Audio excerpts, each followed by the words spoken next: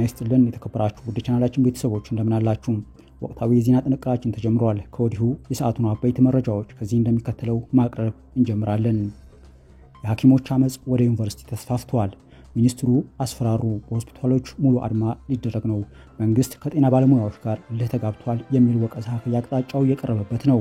ወደ ኃይል እርምጃ በማምራት አድማውን ለማስቆም እየተደረገ ያለው እንቅስቃሴ አድማውን ይበልጥ እያሰፋውና አካሄዱንም ወደ ሙሉ አድማ ማለትም ሀገር አቀፍ አድማ ነውጥና አመጽ እየቀየረው ነው ተብሏል። ወደ አደገኛ ምዕራፍ እየተሸጋገረ ያለው ይህ የጤና ባለሙያዎች አድማ አካሄድም ወደ ዩኒቨርሲቲዎች እየተስፋፋ ስለመምጣቱም ቅርብ ሰዓት የወጡ መረጃዎች ያሳያሉ። በአሁኑ ሰዓት መንግስት የፌዴራል ፖሊስን ጨምሮ ሌሎች የጸጥታ አካላትን በስፋት በማሳተፍ በየሆስፒታሉና በየሕክምና ዩኒቨርሲቲዎች እያሰማራ ይገኛል። በዚህም አድማ የመጡ ሐኪሞች እየታሰሩ ሲሆን እስሩም ከፕሬዝዳንት እስከ ጀማሪ ሐኪሞች ተፈጻሚ በመሆን ላይ ይገኛል። ስዩም ተሾመ በፍርድ ቤት ግቢ ውስጥ ሲታይ የፌዴራል ፖሊስ የመጨረሻ ትዕዛዝ ተሰጥቶታል። የመከላከያ የክብር አባልና የጠቅላይ ሚኒስትሩም የቅርብ ሰው እንደሆነ የሚነገርለት ስዩም ተሾመ እንደ አዲስ መነጋገሪያ ሆኗል። እነ ክርስቲያን ታደለ በቀጠሯቸው መሰረት ችሎት ላይ በቀረቡ ዕለት ስዩም ተሾመ በፍርድ ቤት ቅጥር ግቢ ውስጥ ለጥቂት ደቂቃ ከታየ በኋላ ከአካባቢ መሰወሩ መነጋገሪያ ሆኗል። ስዩም ከችሎቱ አስቀድሞ በፍርድ ቤቱ አካባቢ እንደነበር የተነገረ ሲሆን ትላንት ችሎት ላይ እየተሰየሙ ዳኞች ለመጨረሻ ጊዜ ለፌዴራል ፖሊስ ትዕዛዝ አስተላልፈዋል። በፍርድ ቤት ግቢ ውስጥ ከችሎት አስቀድሞ የታየን ግለሰብ ፌዴራል ፖሊስ ወደ ችሎት ማምጣት እንደምን ተሳነው የሚል ጥያቄ አስነስተዋል። ይህ በግልጽ በፍትህ ስርዓቱ ላይ ያለውን አደገኛ አካሄድ የሚጠቁም መሆኑን ማለትም ህግ አስፈጻሚ አካላት ለዳኞችና ለፍርድ ቤቶች የማይታዘዙበት አውድ መፈጠሩን ሁሉም እየታዘበ ነው። በፍርድ ቤት እየታየ ባለበት ሁኔታም ስዩም ተሾመ የተባለ ግለሰብ በፍትህ ሂደቱ ላይ ተጽዕኖ እየፈጠረ ነው፣ ስማችንንም አጥፍተዋል በሚል አቶ ዮሐንስ ቦያሌውና አቶ ክርስቲያን ታደለ ለፌዴራል ከፍተኛ ፍርድ ቤት አቤቱታ ማቅረባቸው በተደጋጋሚ መዘገቡ ይታወሳል። የፍርድ ቤቱን ትዕዛዝ ተከትሎ የፌዴራል ፖሊስ ግለሰቡን ማቅረብ እንደማይችል በተደጋጋሚ ተናግሯል። ችሎቱ ፌዴራል ፖሊስ ግለሰቡን ማቅረብ አልችልም ካለ በቀጣይ ምን ማድረግ አለበት የሚለውን ብይን ለመስጠት በትናንትናው ዕለት ቀጠሮ ይዞ ችሎት ተሰይሞ እንደነበር ለማወቅ ችለናል። በተመሳሳይ ቀንና ሰዓት ደግሞ ስዩም የተባለው ግለሰብ የከፍተኛ ፍርድ ቤት ፕሬዝዳንት ወይዘሮ ለሊሴ ደሳለኝና የነ አቶ ዮሐንስ ቦያለውን ክስ የያዘው አቃቢ ህግ ባለሙያ ጋር በመሆን ከተነጋገሩ በኋላ ወደ ቤቱ መመለሱ ታውቋል። ይህንን ተከትሎ በዋለው ችሎት አቶ ዮሐንስ ቦያለው የሀገሪቱን የፍትህ ስርዓት በተለይ ዳኞችን በአደባባይ ሲዘልፍ የሚውለውን ግለሰብ ፌዴራል ፖሊስና አስፈጻሚ አካል ማቅረብ አልቻልንም እያለ በድርጊቱ እንድንከፋበት ሲያበረታቱን አዝነን ነበር ብለዋል። አክለውም ነገር ግን የዳኞችን ክብርና የፍትህ ስርዓቱን ተአማኝነት ለማስጠበቅ የሚገባው የከፍተኛው ፍርድ ቤት ፕሬዝዳንት ወይዘሮ ለሊሴ ደሳለኝ በህግ የሚፈለግን ሰው በችሎቱ ግቢ ውስጥ አግኝተው አባብለው ሲሸኙ ከዚህ በላይ ምን የሚያሳዝን ነገር አለ ሲሉ በችሎቱ ቆመው ተናግሯል።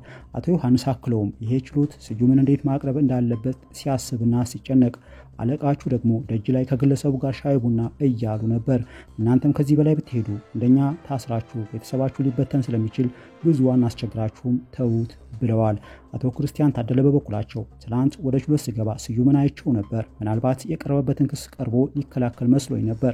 በኋላ ግን በችሎቱ እንዳልተገኘና ለመጨረሻ ጊዜ ፌዴራል ፖሊስ ጥረት አድርጎ እንዲያቀርበው ትዕዛዝ ሲጽፍ ግለሰቡ ከዚሁ የከፍተኛ ፍርድ ቤት ፕሬዝዳንትና ክሳችን ከያዘው አቃቢ ህግ ጋር ተነጋግረው በግቢው መዝናኛ ሻይና ቡና ተባብለው መሄዳቸውን ሰማን። እኔ በግሌ ስዩምን አመሰግነዋለሁ። የራሴ የሚለውን የመንግስት ስርዓትና የፍትህ ተቋማት ልፍስፍስነት ራቁታቸውን አስቀርቷቸዋል ሲል ለችሎቱ ተናግሯል። የሁለቱም ተከሳሾች አቤቱታ በጸጥታ የተከታተለው ችሎት በጉዳዩ ላይ አስተያየት ሳይሰጥ የፌዴራል ፖሊስ ለመጨረሻ ጊዜም ጥረት አድርጎ ስዩም ተሾመን እንዲያቀርብ ሲል ትዕዛዝ አስተላልፈዋል። ሪፐብሊካን ጋርዶች በሆስፒታሎች ተሰማሩ። የአዲስ አበባው የቤት ለቤት አሳና ፍተሻ ከ4 ኪሎ ቀጭን ትዕዛዝ ወርዷል። ከወደ 4 ኪሎ ሰሞነኛውን የሐኪሞች አድማን አስመልክቶ ጥብቅ የተባለ ትዕዛዝ ተላልፈዋል።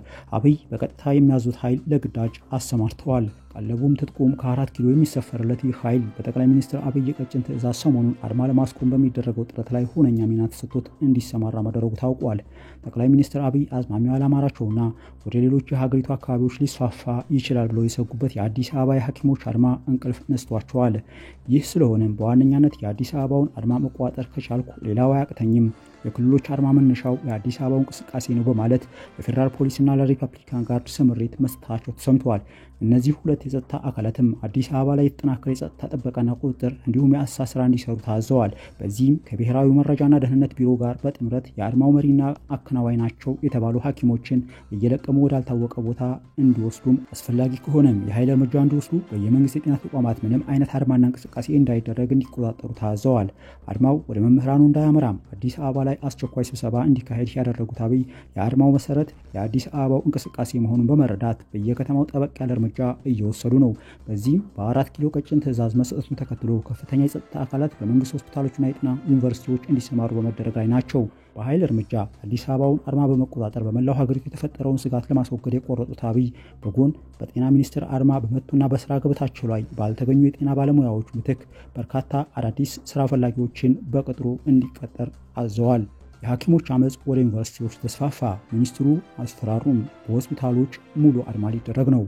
መንግስት ከጤና ባለሙያዎች ጋር ለተጋብቷል የሚል ወቀሳ በየአቅጣጫው እየቀረበበት ነው። ወደ ኃይል እርምጃ በማምራት አድማውን ለማስቆም እየተደረገ ያለው እንቅስቃሴ አድማውን ይበልጥ እንዳሰፋውና አካሄዱም ወደ ሙሉ ለሙሉ አድማ ማለትም ወደ ሀገር አቀፍ አድማና ነውጥና ወደ አመጽ እየቀየረ ነው ተብለዋል። ወደ አደገኛ ምዕራፍ እየተሸጋገረ ያለው ይህ የጤና ባለሙያዎች አድማ አካሄድ ወደ ዩኒቨርሲቲዎችም እየተስፋፋ ስለመምጣቱ በቅርብ ሰዓት የወጡ መረጃዎች ያሳያሉ። በአሁኑ ሰዓትም መንግስት የፌዴራል ፖሊስን ጨምሮ ሌሎች የጸጥታ አካላትን በስፋት በማሳተፍ በየሆስፒታሎቹና በየሕክምና ዩኒቨርሲቲዎቹ እያሰማራ ይገኛል። በዚህ አድማ የመጡ ሐኪሞች እየታሰሩ ሲሆን እስሩ ከሆስፒታሉ ፕሬዝዳንት እስከ ጀማሪ ሐኪሞች ላይ ተፈጻሚ በመሆን ላይ ይገኛል። በአዲስ አበባ ጥቁር አንበሳና ጳውሎስ ሆስፒታል እንዲሁም በሌሎች የክልል ከተሞች እንደ ጎንደር ዩኒቨርሲቲ ባሉ ተቋማት የጸጥታ አካላት ሌሊት ጭምር በር ሰብረው በመግባት በርካቶቹን እያፈሱ ወዳልታወቀ ቦታ እየወሰዱ እንደሆነ እየተነገረ ነው። ይህ በጸጥታ አካላት የተጠናከረ እርምጃ ከሰዓታት በፊት ከወጣው የጤና ሚኒስቴር መግለጫ በኋላ የጎላ ሆኗል።